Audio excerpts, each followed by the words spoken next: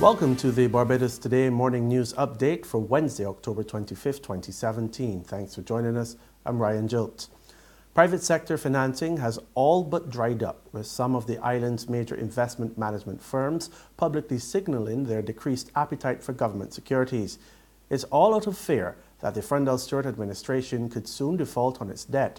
Earlier this year, the central bank reported that despite a very liquid financial system, commercial banks had reduced their holdings of government paper, and with the government struggling to bring its finances in line amid an overall debt of about 140% and a high fiscal deficit of about 6% of gross domestic product, officials of some of the island's most reputable investment firms say they are cautious about investing in government securities given the island's debt woes and subsequent downgrades.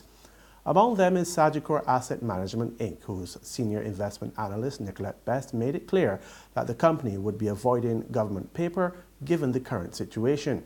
Speaking during the 4th annual Eckler Investment Review Seminar at the Lloyd Erskine Sandiford Centre, she noted that returns on the company's investment in government bonds have been very low in recent times. Blackett also suggested that it was no longer a matter of if government would default on its debt payments, but when. So our outlook.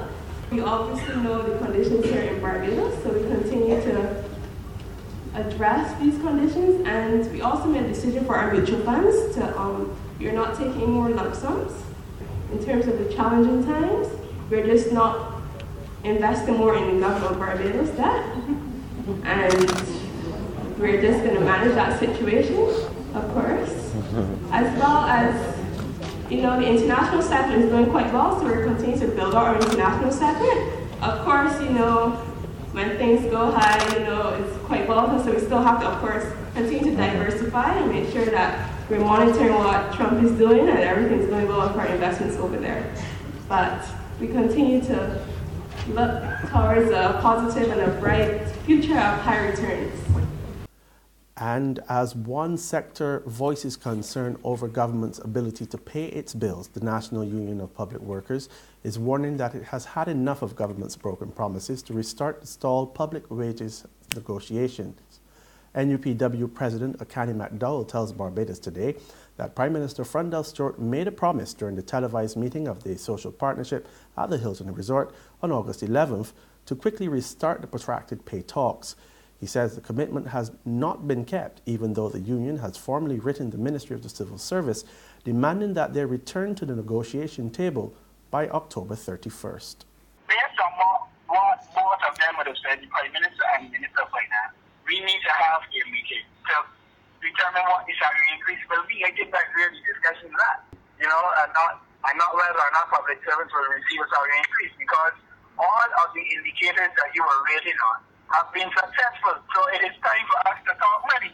Residents in Christchurch finally have water running through their taps again. Several communities in the southern parish were without water over the weekend after a power outage severely affected operations at the Bell pumping station. Yesterday, a Barbados Today team visited Rendezvous, which was one of the areas affected by the outage. Residents and some business owners said they were severely inconvenienced, but they praised the work of the BWA to restore the precious commodity. So most of my baths and thing was like buckets of water. How you were affected? You weren't able to do your daily routine? Exactly. In terms of cooking and washing? Yeah, I didn't wash nor cook for the past 2 days, so. Running a daycare is quite difficult because you have pans to wash, bathrooms to use, dishes and stuff to clean up. So it has been taxing. Fortunately, the water truck did come out and give me some assistance. Interim President of the Association of Public Transport Operators, Morris Lee, is calling for a rethink of how the public transport sector functions. He tells Barbados Today that too often public service vehicles were being used as pawns by the political directorate, and this must stop, since the sector could be the key to drive Barbados out of the current recession. He proposed that government should retrofit some of the Transport Board's fleet to electric vehicles, which would be used during the day.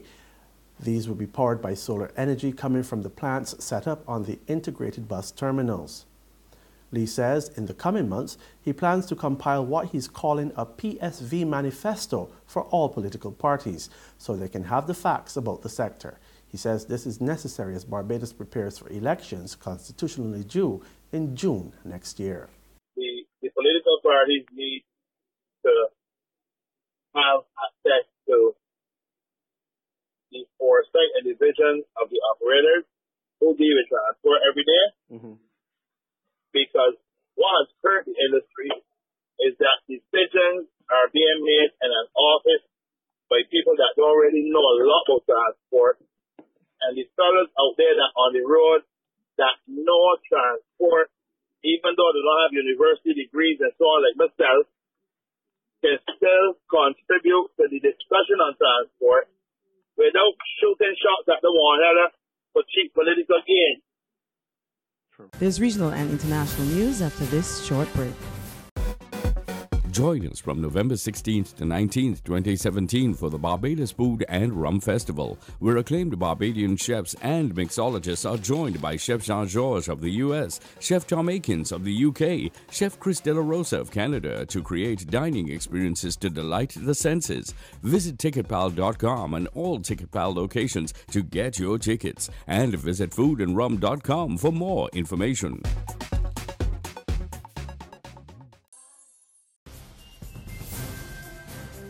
In regional news now, an energy project has left a few fishermen in distress in central Trinidad. They say if the current conditions persist, they're not sure how long they'll be able to survive.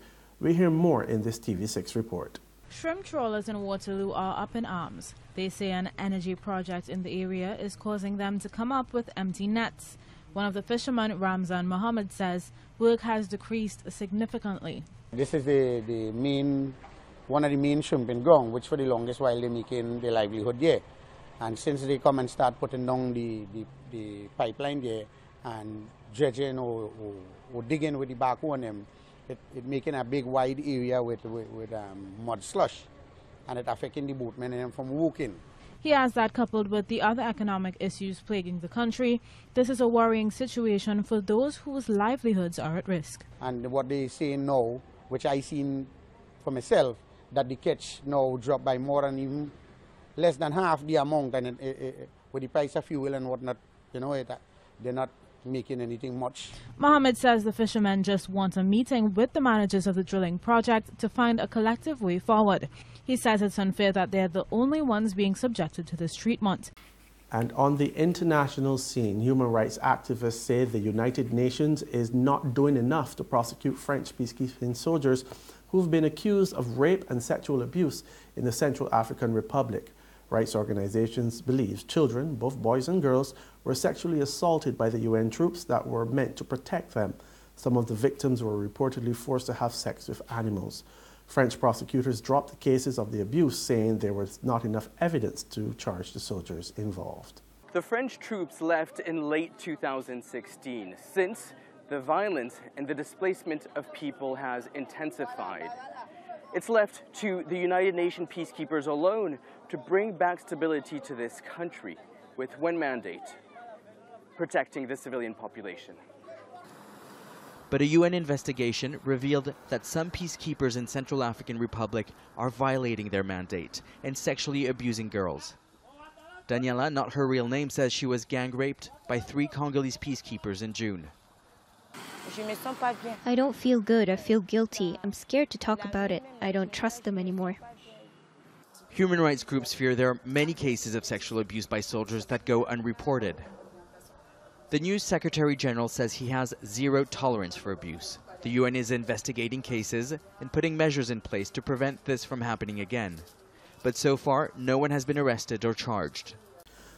And that's news, but for the very latest, visit our website at www.barbadostoday.bb. You can also subscribe to our e-paper, email updates, and like us on Facebook.